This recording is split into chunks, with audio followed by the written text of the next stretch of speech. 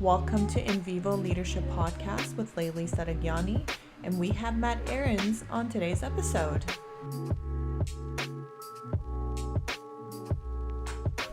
I'm excited to introduce Matt Ahrens. He is a true innovator in operations and product management.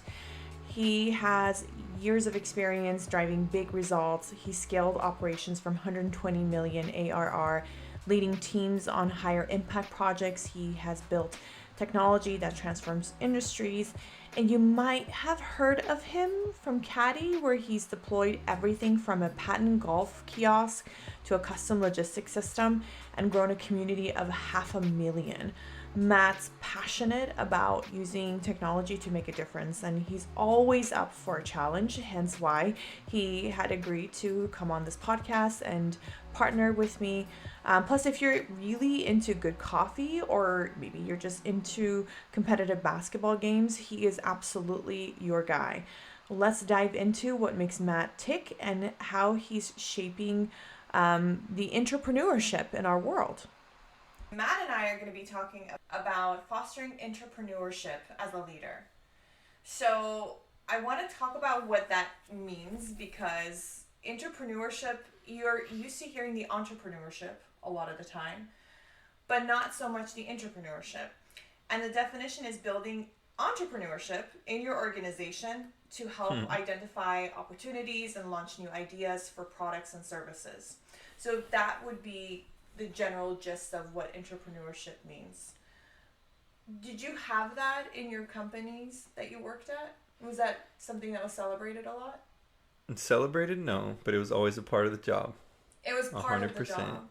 Yeah, coming from small business and startup environment, there's always so many things happening. You don't have clear division of roles, right? So anyone that needed to step in and do something or bring an idea or try and create something was always welcomed. I wouldn't say celebrated, but it was welcomed. Yeah. I've yet to work for a company where it's practiced correctly. I get what you're saying about the welcome piece. I don't think most companies I work for even have that. Yeah, I think that's why this topic is relevant, because are you, as we said, fostering it? Are you creating this as an environment that you put into, say, the culture of the company? Yeah. Or is it more, in my experience, of where it's just like, oh, I see my boss, my manager, someone else is busy. I need to solve this thing that they would normally do, so he or she's not available. I need to step in. That was a natural environment, which maybe is borderline entrepreneurship, but it's the way you think about it. That's how I imagine it. It's like, how do you approach it? And yes, if it's not talked about, if it's not fostered, if it's not even incentivized in companies, then of course, what reason would employees have to push or try and do something else besides their set of tasks? Right. So your in mind background is in different levels of business size, and that's one thing to share later on as we dive into it, is the personal experience around it. And what did you experience, within a large company that, generally it's show up, do your job, don't do too much. Don't try to ask for more or create more, because most likely you're going to be pushed down. Not pushed down, but the ideas are kind of brushed away, if that makes sense. It does, yeah. We'll definitely get into that in the personal experience, but let's really go into the why of it. Why do we care so much about entrepreneurship? One of them is that we have this goal of strengthening our competitive position, right? If we're thinking of the company in general, as a leader, we do have that accountability of being strong in with our competition. We enter new markets if we have different products or services. We can expand new capabilities and learn and acquire new knowledge that we never had as an organization. And even I think as a leader, it's a very good way to learn and navigate something new in your career that you've never touched before. There's the building and extending the organization's base of resources and experience. And I think this is actually very important. And here's why. the ideas can be there, right? We can foster a great culture. We can have the right people giving the right ideas. We may even have the right streamline of information coming to us. But if we don't have the resources to do the idea, then it doesn't matter. It's actually a good point. So if you say you push your employees to bring ideas, I think this is something common where people say, "Oh, we want to hear your voice, share your opinion, give us feedback." It's a very common thing that a leader or company would tell their employees. I would totally agree if there's not the environment, or you said you're not building and extending the resources within the company to allow for that to happen, then how long until employees just stop bringing ideas or thinking creatively? If you're not accepting them, a response that comes to mind as a leader, you'd say, that's a great idea, but not right now. Or, great, write that down, hold on to that, at some point we can come back to it. Most likely you're never going to come. And then imagine that repeating itself over and over to enough times where the employees just now, I don't know, every time I bring my manager an idea, they shut it down, or they, as a matter of fact, they don't say no or yes. It just gets like put in the list and then we never talk about it again. Yeah. And I would wonder how often that happens in companies today. I agree. And that also reminds me of the monetary piece too, right? It's like, if you don't have the resources financially speaking, understanding the why is first and foremost. Those are all important things that as a leader you have to be accepting of and willing, or at least understand that it's important. Once you get past that, you say the research. So looking at it as a team. So if you're in an environment that has intrapreneurship, the idea comes initially from creating the culture that allows people to speak up, share their opinion. Part of the great thing about having ideas is having diversity in the ideas. And so let's go to the research. What does the research tell us is that when it comes to diversity, you have ethnicity, gender, and the combination of both of those. So we have a study done by McKinsey on why diversity matters. And it comes into the difference between ethnicity, gender, the importance of the two, and the combination of the two. One of the things that it said is that companies in top quartile for racial and ethnic diversity are 35% more likely to have financial returns above their respective national industry median.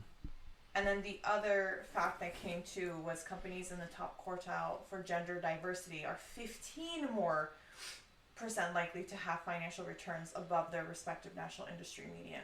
What's important about this topic and this finding with McKinsey is we should have ethnic diversity and gender diversity within our innovative team or our organization so that we're more likely to do better in terms of the financial returns.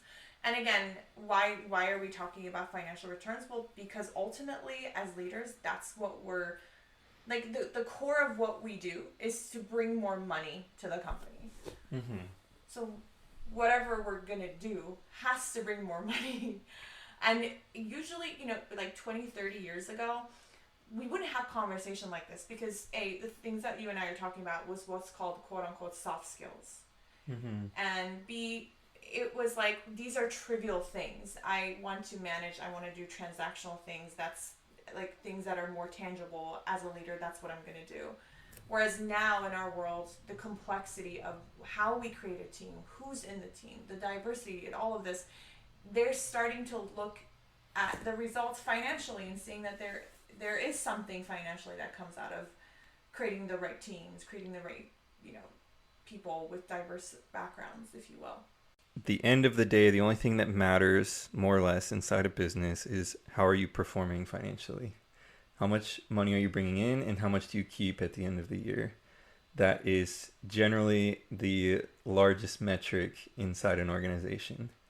And there's this theory that if you're not growing, you're failing, right? Even if you're flat, just by cost of money over time, if your revenues, your top line remains the same. Gradually, you're increasing costs. Salaries go up, inflation, cost of goods, depending on the industry you're in. Naturally, over time, the cost rises. Well, if your revenue stays flat, then there's only a matter of time until your costs kill your revenue. So it's not enough to feel like, oh, well, we're stable. I can think of a couple companies we work with now that have flat revenues for 3 years, but the feeling's like, oh, we're doing well because we're not declining. We have a target we want to hit. We're not reaching that target, but we're not falling short from years prior. Well, that just goes to my point about having flat revenue over time. So from the research, which I really like because it's basing it against how does the company perform financially and breaking down the ethnicity and gender. With intrapreneurship, you want to bring the best ideas to the table and let the best ideas win. Having diverse perspectives and allowing people to challenge each other, and you have a perspective I don't have, someone else at the table is going to have something else. All of them have a upbringing, a childhood, something that they experience that's completely different from me, completely different from you. And allowing the best ideas to come up to the top, I think is really what this first piece of research is saying. That's how I interpret it, and then I just love that they connect it to the financial piece. Yeah. To really tie it back, to not just say, oh, diversity is important because we want people to feel included. Yes, but by the way, this is how great it is in the end for the business financially. Yeah. So let's move on. So that's hitting on diversity. We have here a study done by Chachu Hamrad and Jiraporn. In 2023, the study says a larger board with more directors provides the company with more resources, expertise, and abilities that enables it to more successfully develop an innovative culture. What do you think about that? They're saying that the larger the board, the better, which again goes into the diverse team. Assuming it's diverse, though. True. That's an important thing here that we should find out in the study. Is larger okay, but is it diverse? Well, if we hit on another piece too in here, is that it talks about additional resources and expertise, right? And we covered that on the why of entrepreneurship and the importance of it, is that when you bring in more directors and you have more people involved, and again, you're right, there's definitely more in the study that we need to look at. You're bringing more resources, more knowledge, more expertise to the table. Yeah, so a board of directors is a deep thing to unpack as well. However, in general, it can be very positive or negative experience. And this is something that I was going to, or will share a little bit later too, is that there are certain things in a business that you cannot Google the answer for. Coming from my last company I was in, I was on the board of directors. It was a quasi board. It wasn't built out like a traditional board of directors. So I've never had to work with a traditional board. But what I would say is I would kind of connect it to, if you had a good board, there's some sort of mentorship.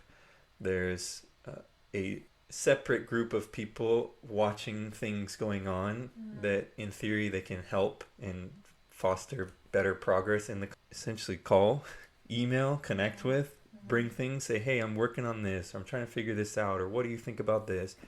I've been in a number of those situations that there's always an idea or two that pops through that you think, oh, I didn't think about that.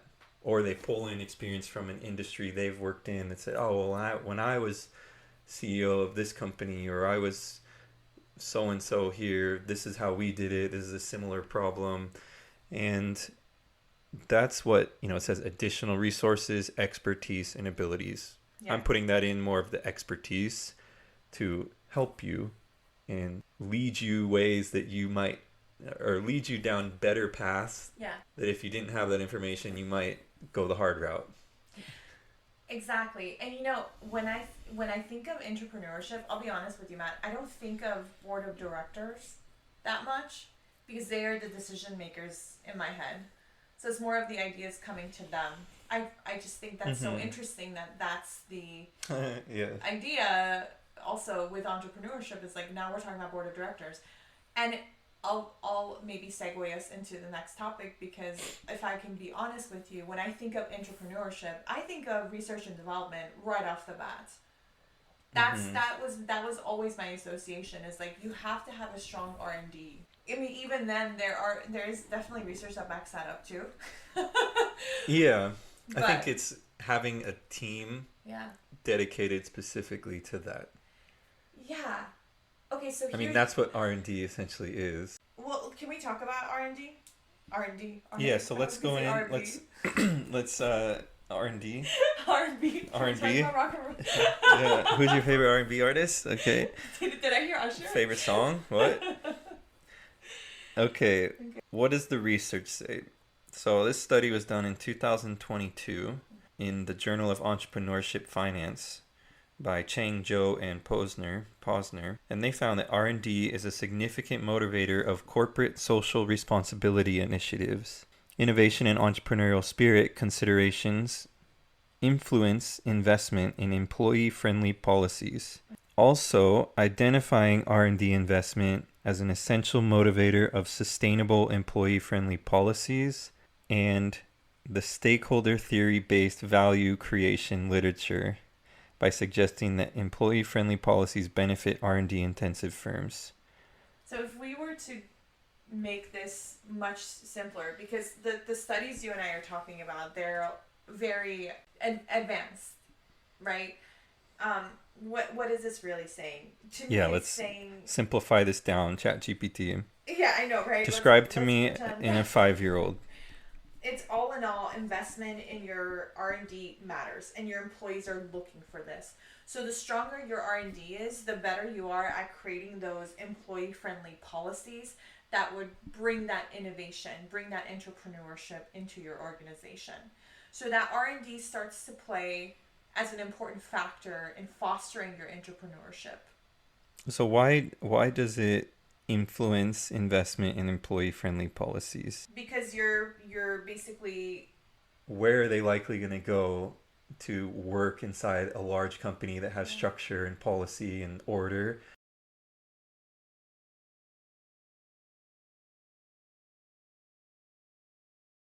the egg is the R&D. So the R&D, the more you are looking at it as a motivator of your corporate social responsibilities, the more it is that your employees are also affected by that. It's kind of like I'm saying all these like psychology theories, but it's like the domino effect, right? You have your R&D and that innovation piece just trickles down to your people. So is that to attract talent? I think it's okay. I think that's one factor, right? Because I remember when Google was going through this thing where they had like little nap pods or I don't know, just all these crazy things. Or when I worked in San Francisco, I was right by the Salesforce building, and they had this like really pretty park like middle of their building that you can go walk around, and they have yoga free for the community. It's things like that. As someone who's outside of that company, you start to see it, and so and you may be a top talent, you do get attracted to what they're selling, right? And to me, these ideas, like a nap pod sounds amazing as an employee, but it started from somewhere, and it's like that innovation piece with Google and what it's doing. Same thing with Salesforce. It invites that in. It like has that domino effect into their culture. Yeah, so that is pushed a lot by tech companies. Now I see it's very common. A big one's quote unquote a limited PTO. Yeah. You mentioned a couple that were extremely unique when they were first launched. Now it's widely used as a way to attract talent. And, paid lunch, wellness days, reimbursements for different expenses or things for you to just focus on health and wellness. Take, what else do they do? Corporate vacations, retreats. All of these things that I would imagine, 20 years ago, you and I weren't in the workforce, but I don't think these things were as widely adopted until there became this aggressive recruiting for good people. As you were talking, it had me think about engineers. I'm not an engineer, but engineers, developers that like to tinker, they like to build things, they like to test and create. Most likely, companies that offer environments where they can create and they can be experimenting and trying things. And Google's famous for this, and they've done it in many ways. And that goes to the employee friendly policy. So like a common one I know is, I don't actually know the name, but like the 80-20, where it's like 80% of the time you work on the Google work, and then 20% is you just trying stuff, play around, come up with things. Yeah. I think that's how Gmail was created. Yeah. Other products like this that were started out of a need inside a company, and one person in there said, hey, I had this idea to solve our communication problem because I keep seeing you in my office. I want to work and you're bothering me, so I put together this little bot or this messaging system. And then this is not Gmail, but I'm thinking of other products too that have come through the same organic way.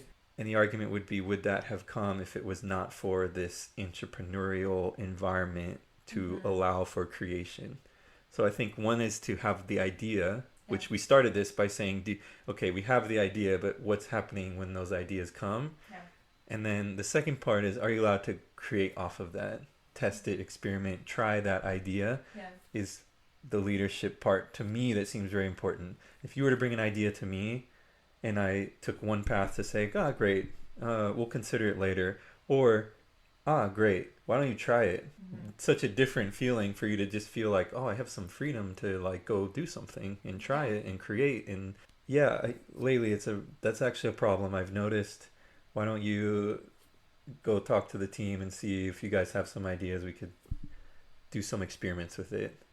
So this is great because now we want to talk about the empowering of your employees. Yes. And what's behind that. So, it's not just the U.S. for the most part, our podcast listeners may be based in the U.S., but we will have some global aspects to it. Mm-hmm. So let's go a little global. There's a study that was done by Chang, Liu, and He in 2022. Let's see, that's 5 people. That's a lot of people, yeah. And it's called Work-Related Identity Discrepancy and Employee Innovation Behavior, and the Role of Intrinsic Motivation and Self-Control. They found that when people feel like their jobs don't match up to who they are, it dampers their creative ideas at work. And then here's the twist. If you're naturally more driven from within, like you're really into your work, that seems to counteract the negative effect. And get this, how you see yourself fitting into things. So if you're more of a team player or solo act, can really change how this is all going to play out. If you're more of a team player, feeling like your job doesn't match up with you can hit your motivation hard, and then it makes you less likely to come up with cool ideas. So there's the behavioral aspect in it and how you naturally respond to things. And then there's the piece of like, how is the company celebrating you and who you are in terms of like what we call an individualized consideration from a transformational leadership aspect. Mm-hmm. This is probably my favorite part. It's so true because there's some percentage of people inside every company that's disengaged. And then whether you're disengaged or actively disengaged, meaning you make effort to not participate as opposed to just showing up. You don't really feel like working, but you're here. You go through the motions. You're not bringing new ideas, but you're getting your work done. That's, I think, very common. I think there's a lot of people inside companies that struggle with that because of potentially a lack of alignment with the vision or potentially the job they're actually doing with what they want to do or who they feel they are. Yeah. That's where I'm getting from this. Which, ties it all back to the intrapreneurship and losing top talent is if you as a leader are not practicing this, you are in danger of losing the right people that are in your organization. Mm-hmm. Well, for the sake of time, we can talk about our personal experiences with it now. I know you said that you and I come from very different experiences, and we can just cover it really quickly. I worked in a large corporation, not a large, but large corporations a lot more. So the complexity of the org's design to the matrix to how decision making is done, I've been more exposed to that. Whereas I think from your end, you've come from a startup piece, right? Startup, small business, that is all of my experience. So there was never any hiding in the business because everyone was close. You were a small team, or a small handful of teams, and I think bad behavior or bad attitudes rose to the top because you just could see it. It was obvious. It wasn't huge departments here, inside a large building that you never saw the person. And now remote has changed a lot of that. But that idea where it's like, I actually don't even know half the people on my recruiting team. I've never met them because I work in technical recruiting and they're on the, finance side or executive side. So I can't even tell you who that person is. That's not a personal experience, but it just came to mind. Well, it resonates with me because I was actually having a conversation with someone you connected me to who was working for a large corporation. Yeah. And I was asking how the recruitment piece worked. And the person said, well, I can't really tell you. Like, I can tell you mine, but I can't tell you the engineering department. I can't tell you the entertainment departments. We all are in different recruiting, like, systems and processes. And it blew my mind. It's crazy, right? Yeah. And that's also, like, very weird in terms of intrapreneurship. Because then it's so complex. It's like, how do you even capture any of the ideas? I was talking to one guy that had just met his whole team on a retreat. And it was like, we go the whole year. It's a distributed team, all of them. So there's no physical place anyone goes to work. But they do these company retreats every quarter or something. And he said, it was nice to like finally meet people I've been working with. And I thought, wow, that's so crazy. But, okay, to bring this back, my personal experience with everything we're talking about, and just to tie that one up, is that I always, as a leader, had the approachable mindset that we teach and help our clients. I always put my face in front of people, and I always made an effort to, even if I didn't feel like it, that was a challenge if I just wasn't feeling up to it, but I had to, like, before I get in the door, like, okay, let's go, put the smile on, bring the energy, because people need that. Anytime I would interact with, let me rewind. I would ask people, how are you feeling? How's it going? Just generally speaking, to try and get on a more personal level. So if there was someone that I felt like was off, then that was a moment to, pull back. What's going on? Whatever it might be. If you need to take a day, like, that's fine. Yeah. Just having that connection to try and really get to know them as a person, not just a body doing work for you, was a thing I just always did. And that's what we try and teach, is feel the person out. That's the emotional intelligence piece of it. So I never struggled with it, but you could always tell right away when someone's like, hey, good to see you lately. Good morning. Ready for a good day, versus, hey, good morning. Opposites. Yeah. And you can feel that energy immediately. So that's something that always just stuck out to me. When it comes to the intrapreneurship, for me, it's just a personal experience of always wanting your employees to bring solutions to their problems. Yeah. And I would accept a lot of blame for that, of not fostering it enough, where someone brings me a problem. If you take that problem on over and over and over, then that becomes the process. The unspoken process is, no, just bring the problems to Laylee, she'll deal with it, as opposed to, okay, what solutions do you have for me? Yeah. And that's for me a big part of the intrapreneurship, is never bring just the problem, always bring solutions. And a matter of fact, bring 3 of them. And immediately you're going to go through this thinking process, as what entrepreneurs do, is there's a problem. How do I solve it? The solution's not just bring it to Laylee because she'll figure it out. She's already working on so many other things. I had plenty of problems on my own that I'm dealing with, like every manager or leader.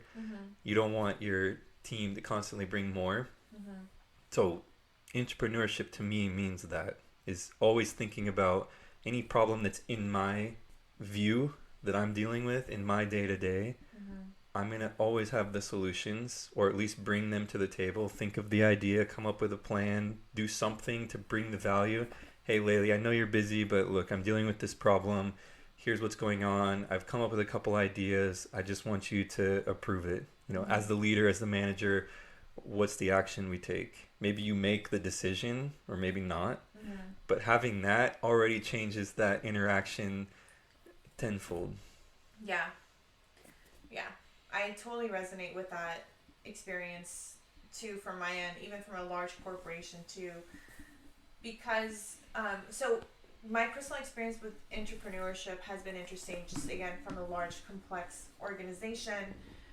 I've seen it where people think they're practicing entrepreneurship, but it's not necessarily true because they don't bring the right people. They think they know better.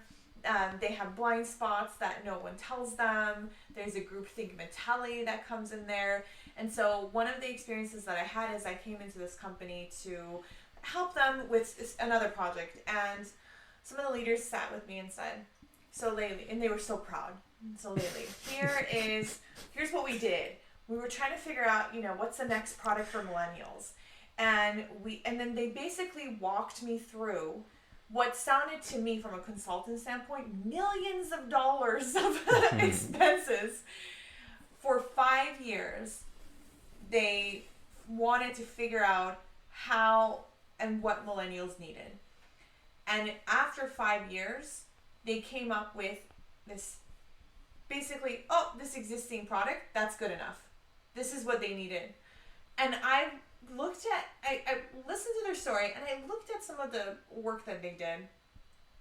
And what I found interesting is never did they pull a consultant in to talk to them. And the conclusion that they had, I had just happened to work with another competitor that they had it's 3 years ago in the same industry. And it took them about 3 months to come up with that conclusion. And it was because they had pulled the right people, they had the right consulting firms come through, and they said, well, yeah, we shouldn't get any new products. It would be the existing product that we have. So it was like the same conclusion where they took 3 months because of how they had the process of entrepreneurship done versus 5 years worth of, and if I tell you the things that this team did, they were so proud of it and I was proud of them to be proud, but just the work they did was absolutely not necessary to get to the conclusion that they did. So this actually goes right into how we want to conclude this topic in terms of entrepreneurship and how to be good at it as leaders. So one way I guess I can tie it in based on my story is finding ways to measure entrepreneurship. So there's a thing called real option analysis, and this is basically referring to investment analysis tool that looks at an investment or activity as a series of sequential steps. And then for each of the steps, the investors or a board or whomever, right, a committee, looks at it and says, okay, do we need additional funds to grow or accelerate it? Do we need to delay this project? Do we need to shrink the scale? Do we need to abandon this activity altogether? But it doesn't matter. Every single step they take, they ensure that there isn't a risk of this project going sideways. So that's one way that we need to make sure that we measure it. And a question that I can already feel like our audience would ask is, well, I work in a large corporate world. I can't really guarantee that these sequential steps happen. And to that I said, I've been there. As like a mid-level manager, you can create it for your team. And I was in a team where I would bring some of those ideas and I realized that they wouldn't take those ideas. And so with my team, I created that entrepreneurship for us. And what happened was because I had that system in place, ideas would trickle up anyways because they would see how we were result oriented when we did so well. So that team had no way but to implement what we were doing. They couldn't ignore our success and our results and based on what we did. So what other things can we conclude from this entrepreneurship conversation? Being agile is a big thing. Oh yeah, that's a good point. That's what I was thinking about as you were talking is being agile that allows you to move and make changes as things happen. If you're an entrepreneur in general, you do this by nature. Like you have to learn how to be lean and move fast and spot things and make changes. that's always that's the big thing that people say causes large companies to fail. They're just too fat. They don't have these policies in place. Everything takes forever. It's got to move up the chain and come back down, as opposed to agile. So measuring it is one thing, but being able to, like you said, take action on it. If you see something that's not working, okay, now we're going to make a move and we're going to do something else. Yeah. I like the idea of creating autonomy in your people. Oh, that's a big one. Yeah. Inviting the innovation to come, also being an advocate for it for yourself, so that you are showing your people, this is how we do it. This is my mindset that I'm working on. We are proactively taking innovation seriously, coming up with ideas, testing those ideas. I want you to go out and do it too. And you have freedom to do that, and teaching it. Yeah. So that's part of the training. I think that comes day one. If you have a new person coming in the organization is they know, okay, this is how things work. Yeah. I have autonomy to bring ideas, be creative. They're training me to have that approach. Those are three big ones there. Yeah. What you're saying also connects to me with being steps ahead, so being more proactive. And what I mean by that is, with intrapreneurship, we have this idea of, you set aside 3 hours and you just think for yourself, or you draw things, or you visualize things. Whereas I think it also requires our previous topic, which is discipline. Do you know your long-term goals? For this quarter, what are you trying to achieve? And I think the same thing would go with the proactive approach with entrepreneurship. What is it that you want to accomplish? As much as you're measuring it, start to think about where that goal is going to be in 3 months, in 6 months, in a year, to like 10 years. Have that understanding and be 2 steps ahead so that you can do a good job of measurement and planning too. Yeah. In a perfect world, yes. We say all of this as part theory, part practice, but knowing and having experience that you can have it, and it works, and it's healthy. Yeah. Everyone in the company feels better about it. You align your people with the vision. These are all things we strive for as leaders. We want these things inside our companies. Yeah. If you're not in that environment, you're stressed. You're overwhelmed. You sit in your car before going inside and you just think, man, I don't want to deal with this, right? We don't want that. Yeah. That you're not creating innovation there. And then naturally, we've got a couple final takeaways here is, yes, you need to be competitive. So part of that comes from the innovation is to maintain your competitiveness inside your industry you operate. You have to keep improving. Yeah. If you don't, you will die at some point, which means allow for risks. And the big one for me, we can end it here, you can add more, is the micromanage. When you're in that environment where you're being pressured top down and there's always like results, deadlines, like just don't think about it. We just need to get our work done. We have goals. This is what we got to do. We have these metrics we need to hit. Go, go, go. You start to micromanage. And then you say, no, don't do it this way. Just fix that and get it done. We got to send it off. We got to get it to the client or the customer by the end of today. And I've done that.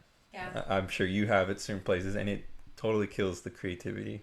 And leadership in that aspect matters so much, right? Because again, there's that ripple effect of if you're micromanaging people, more than likely, if you have people that have people under them, and if you're a micromanager, you're, no matter what, they're going to take some or little or a lot of the micromanaging to their teams as well, right? Like you said, if you're asking for A, B, and C, and you're adamant about, I need this, I need that, well, they're asking their team to do that too. Yeah, micromanaging to me has not been a solution for anything that I've ever done.